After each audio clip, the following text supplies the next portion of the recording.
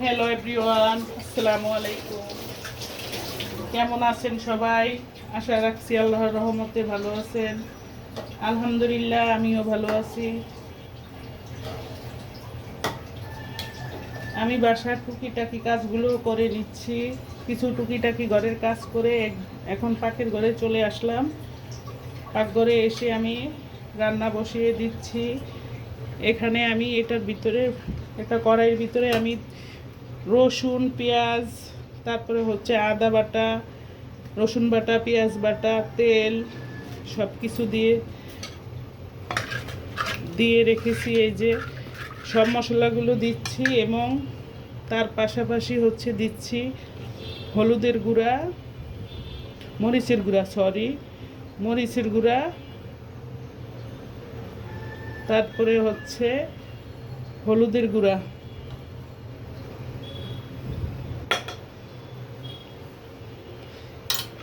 আমি এইভাবে সব মশলাগুলো দিয়ে এবং একসাথে আমি বসিয়ে দিব। আমি মেখে জুখে এভাবে আমি এটা হচ্ছে রুই মাছ।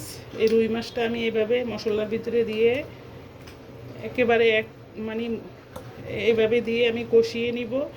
মাছের মাথাও দিচ্ছি সাথে, মাছের সাথে, এবং চুলার উপরে দিয়ে দিচ্ছি। চুলার জালটা অন করে দিচ্ছি।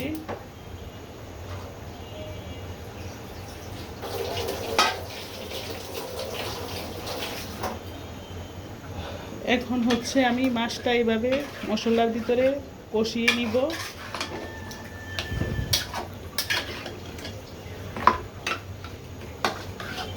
দুপুরের খাওয়ার টাইম চলে আসছে, মানে এখন খেতে বসবো। সবাই আমার হাজব্যান্ড নামাজ পড়তে গেছে, উনি নামাজ পড়ে এসেই বলবো যে আমাকে খাবার দাও। মেয়ে হচ্ছে পড়তে আছে, ওর এক্সাম চলতে আছে। রোববারে হচ্ছে ওর আইসিটি পরীক্ষা। ক্লাস 10-এ ওর মেট্রিক পরীক্ষার্থী। সবাই দোয়া করবেন ওর জন্য, ওইজন ঠিকঠাক মতো পড়াশোনা করে। পড়াশোনা নিয়ে একটু ঝামেলা করতে আসছে মেয়েটা আমার।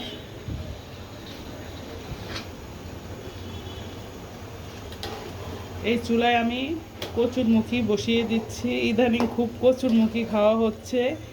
চিংড়ি মাছ দিয়ে সমান সমান করে আমি একবারে মেখে জুখে কচুরমুখীটা বসিয়ে দিচ্ছি। তারপরে হচ্ছে মাছটাও কষিয়ে নিচ্ছি। উনি নামাজ পড়ে এখনই চলে আসবে। আমি খুব ভয়তে আছি যে কখন রান্না হবে। এসে তো আবার বকাবকি করবে যে এখনও রান্না হয় না, কী করছো, এই আর কি। মেয়েটা আর হচ্ছে উনি রান্না খাবার দাবার নিয়ে একটু ঝামেলা করে, মানে টাইম মতো দিতে বলে। আর ছেলেটার নিয়ে কোনো টেনশন নাই। ছেলেটা খাবার না রান্না করলেও বলে না যে রান্না করো নাই কেন, কি খাবো, তাও বলবো না। মানে ছেলেটা আমার মানে মাশাআল্লাহ অনেক ভদ্র নম্র একটা ছেলে। মেয়েটা অনেক ডিস্টার্ব করে, মানে টাইম টু মতো সব কিছু আর রেডি করে দিতে হবে।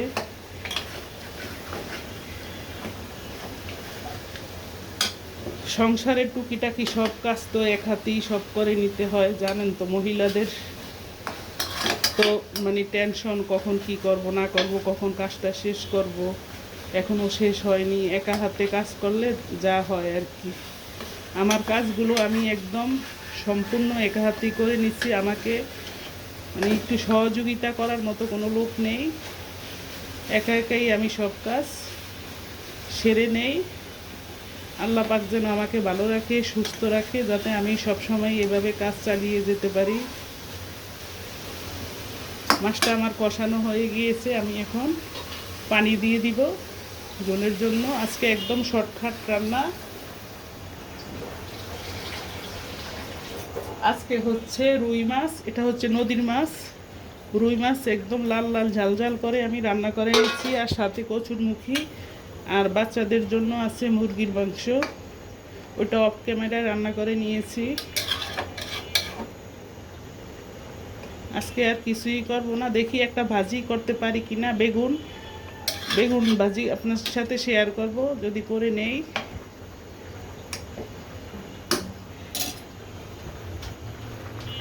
এই পাশে কচুরমুখিরও একদম মরিচ বেশি করে দিয়ে আমি একদম রান্না করে নিচ্ছি।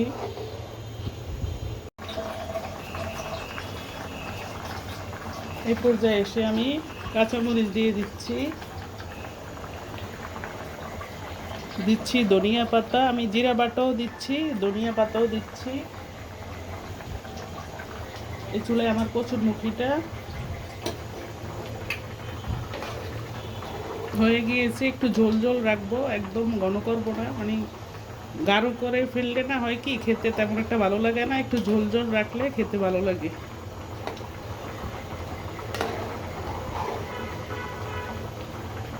সবাই তো ভাতের জন্য অপেক্ষা করতে আছে, যে বলেছি যে একটু বসো, একটু আমি সব গুছিয়ে নিয়ে আসতে আছি, একটু অপেক্ষা করো।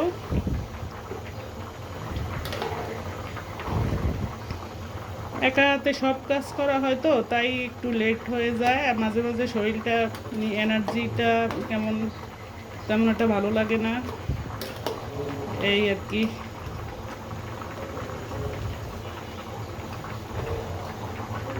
আমি কচুরমুখির সাথেও দিচ্ছি এখানে কাঁচামরিচ আর ধনিয়া পাতা দিয়ে দিচ্ছি।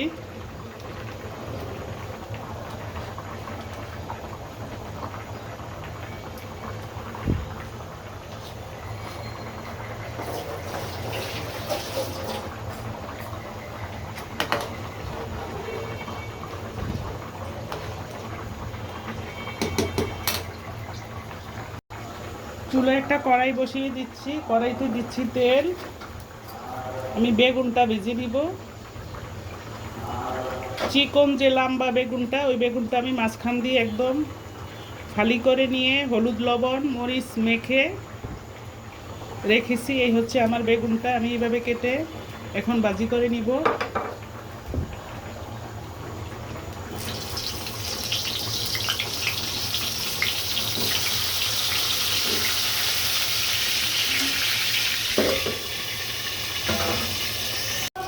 প্রিয় দর্শক, আমার বেগুন ভাজিটাও কমপ্লিট করে নিয়েছি। দেখেন এইভাবে আমি মাঝখান দিয়ে ফালি করে হলুদ লবণ মরিচ মেখে তারপরে ভেজে নিয়েছি। বেগুন ভাজিটাও খুব সুন্দর করে ভেজে নিচ্ছি, একদম নরম সফট হয়ে গিয়েছে। এই হচ্ছে আমার বেগুন ভাজি, আর এই হচ্ছে সেই নদীর রুই মাছ, লাল লাল ঝাল ঝাল করে আমি রান্না করে নিয়েছি। দেখেন কালারটা, সবাই মাশাআল্লাহ বলবেন, দেখতে জাস্ট ওয়াও। আর এই হচ্ছে আমার কচুরমুখী চিংড়ি মাছ দিয়ে রান্না করে নিচ্ছি। আর হচ্ছে ক্যামেরার বাইরে আমি মুরগি রান্না করে নিচ্ছি বাচ্চাদের জন্য। এখন আমি আপনাদের কাছ থেকে বিদায় নিচ্ছি। সবাইকে আল্লাহ ভালো রাখুক, সুন্দর রাখুক, সুস্থ রাখুক। আসসালামু আলাইকুম।